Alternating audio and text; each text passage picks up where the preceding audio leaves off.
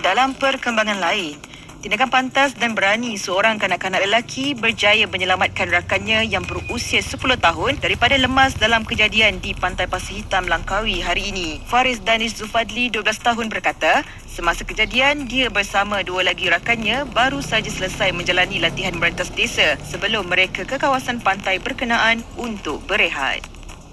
Sebelum kesukan, Ketua Pesuruhjaya Agensi Bantuan dan Kerja Pertubuhan Bangsa-Bangsa Bersatu untuk Pelarian Palestin UNRWA Philip Lazzarini menyatakan bahawa Israel terus memberikan tekanan politik bagi menghapuskan agensi itu. Menurut agensi berita dan maklumat Palestin Wafa, kenyataan itu dibuat dalam sidang media pada malam kemarin di luar persidangan keselamatan Munich yang bermula di Munich, Jerman.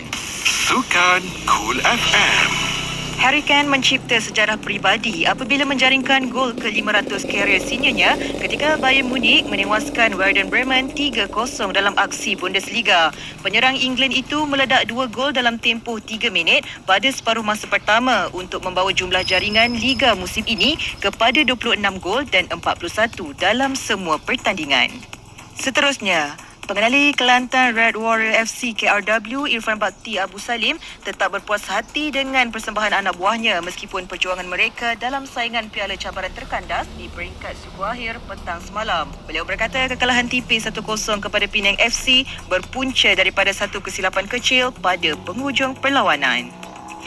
Ramadan ini, bazar cool kembali. Dapatkan juadah iftar serendah RM5 sahaja di ST Rosham Mall Jalan Kebun Kelang pada Rabu 4 Mac jam 4 hingga 6 petang.